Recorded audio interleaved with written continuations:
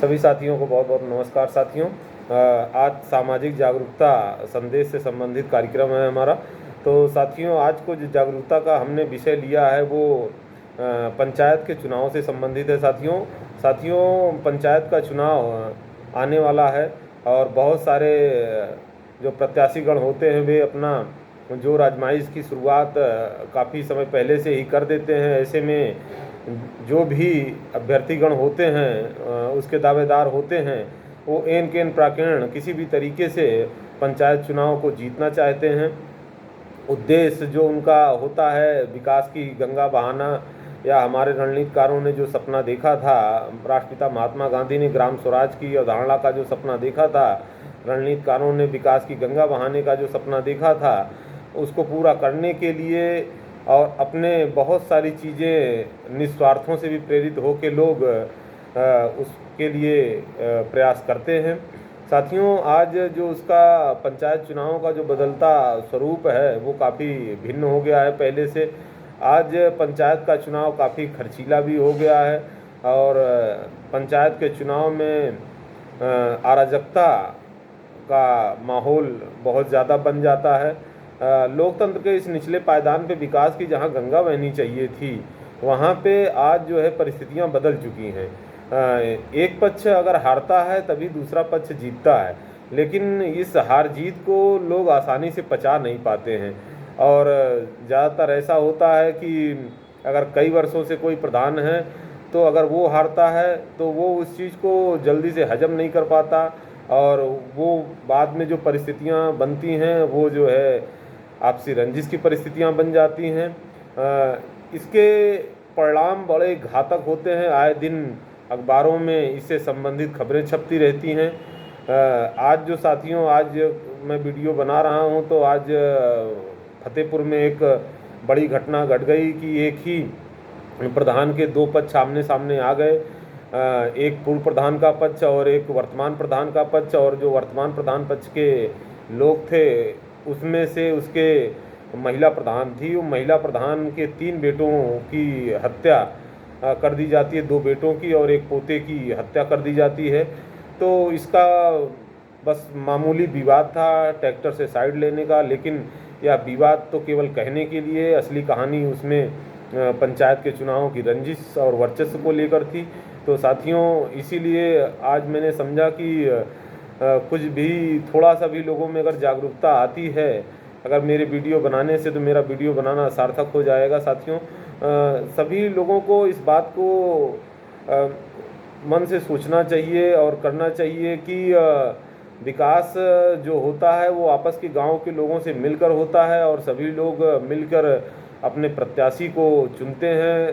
किसी का प्रत्याशी जीतता है तो किसी का प्रत्याशी हारता है, लेकिन उसे कभी भी व्यक्तिगत स्तर पर नहीं लेना चाहिए और जीतने वाला भी प्रत्याशी को भी उसको दुर्भावना की दृष्टि से नहीं देखना चाहिए, क्योंकि जब कोई जीत जाता है तो वो किसी एक का नहीं रह जाता। कि ऐसा नहीं है कि जिसने उसका सपोर्ट किया वो उसी का है और जिसने सपोर्ट नहीं किया उसे दुराभाव की दृष्टि से देखा जाए, दुश्मनी की नज़र से देखा जाए और मौका पड़ने पे उससे बदला लेने की कोशिश किया जाए। ऐसी मनोवृत्ति रहती है तो समाज में हमारे अराजकता का माहौल पैदा होता है।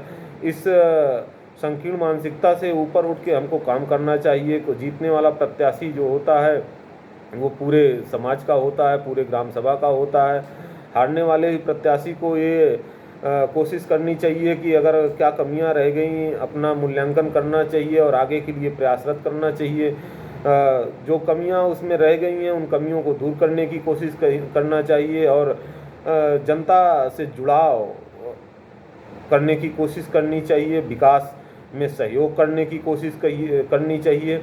ये सारी चीज़ें हैं, अगर इन चीज़ों को ध्यान में रखा जाए तो बहुत हद तक अराजकता का माहौल कम हो सकता है। साथियों, पंचायत चुनावों में आज स्थिति काफ़ी बदल गई है। जो एक तो इसका खर्चीला स्वभाव हो गया है, लोग धन बल बाहुबल का प्रयोग इसमें करने लगे हैं। जिस तरीके से अगर देखा जाए तो विधानसभा और लोकसभा में उस तरीके का उतनी अराजकता का माहौल नहीं देखा जाता जिस तरीके से एक ग्राम पंचायत स्तर पे अराजकता का माहौल देखा जाता है। तो साथियों जो है कि हम सभी को समाज के जो बुद्धिजीवी वर्ग हैं उनको आगे आना चाहिए, और शासन प्रशासन को भी इसमें आगे आके तमाम स्वयंसेवी संस्थाएं हैं उनको भी आगे आना चाहिए, लोगों से अपील करना चाहिए, और शासन प्रशासन को ये करना चाहिए कि जो पक्ष जीते जो पक्ष हारे उनमें कोई कोऑर्डिनेशन के लिए ऐसी समन्वय समिति बनानी चाहिए जिससे वो आपस में मिलजुल के काम करते रहें, और पक्ष विपक्ष का पूरी तरीके से ध्यान रखना चाहिए। समय समय पर प्रशासन के स्तर पे इनका कोऑर्डिनेशन बैठक भी करनी चाहिए, जिससे जो है कि इनके अंदर इस तरीके की जो विचारधारा है वो पनपने ना पाए। एक दूसरे को महत्व देना चाहिए, लोगों को गांव में भी जाके देखना चाहिए कि कहाँ पे विकास हो रहा है, कहाँ पे बिल्कुल नहीं हो रहा है, कहाँ पे लोग उपेक्षित हैं, कहाँ पे उपेक्षित नहीं है, कहाँ जिनको ज़्यादा लाभ मिल रहा है, किसी को बिल्कुल नहीं मिल रहा है, किस कारण से ऐसी परिस्थितियां हैं। ऐसा कोई एक मंच अवश्य होना चाहिए जिससे लोगों को जो है कि सुविधा भी हो, और काफ़ी हद तक पंचायत चुनाव की जो अराजकता है वो रुकनी चाहिए।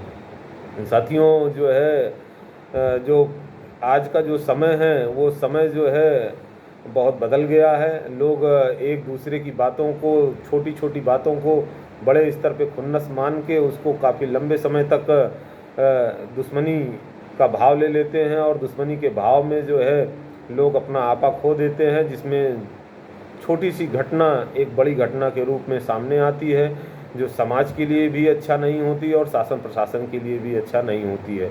तो सभी से मेरी अपील है जो पंचायत चुनाव से जुड़े हुए साथी हैं, और पंचायत चुनाव में तो सभी सहभागी होते ही, हम सब उसके वोटर होते हैं, तो समाज में सभी लोगों को जागरूक करना चाहिए, क्योंकि एक चुनाव ही है। ऐसा नहीं है कि एक चुनाव ही पूरा जीवन होता है, जीवन उसके आगे भी बहुत सारा होता है।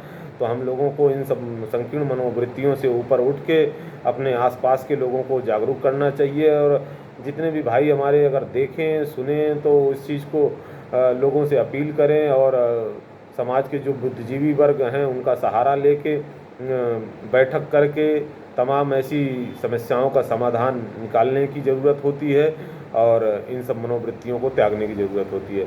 उम्मीद है साथियों कि आप सभी को पंचायत चुनाव से संबंधित यह संदेश पसंद आया होगा। साथियों, सामाजिक जागरूकता संदेश जहाँ पे महत्वपूर्ण मैं समझूंगा वो आपके बीच लेके आता रहूँगा। आज का टॉपिक इसलिए मैंने महत्वपूर्ण समझा कि आज की घटना जो फतेहपुर में हुई है उससे मन काफ़ी व्यथित था, और उस व्यथित घटना को तो मैं अपने वीडियो में नहीं दिखा सकता, क्योंकि वो तो यूट्यूब पे तमाम न्यूज़ चैनलों पे वो वीडियो चल ही रहा है, और आप जब भी चाहेंगे सर्च करेंगे तो उसे देख सकते हैं। मैं यहाँ पे आवश्यक नहीं समझता हूँ। एक समाज को जो संदेश है वो संदेश देना मैं अपना एक जिम्मेदार नागरिक होने के नाते कर्तव्य समझता हूँ। तो सभी को इन मनोवृत्तियों को त्याग के विकास की गंगा में अपना अमूल्य सहयोग प्रदान करने की आवश्यकता है, और जीत हार को दिल से पचाने की आवश्यकता है, और प्रयास करने की आवश्यकता है। आगे बहुत सारे विकल्प हैं, बहुत सारे आपकी मंजिलें हैं जिसे प्राप्त करना भी ज़रूरी होता है। घर है, परिवार है, समाज है। आप कितना भी बड़े बन जाएं, कितना भी छोटे बन जाएं, आपका पेट एक रोटी से ही भरता है। तो हमें देखना चाहिए कि वो रोटी हमें कितनी सुकून से मिल रही है। उसी सुकून में ज़िंदगी है साथियों। इसी संदेश के साथ उम्मीद है कि आप मेरे चैनल को लाइक और सब्सक्राइब करेंगे। आप सभी का बहुत बहुत हार्दिक धन्यवाद।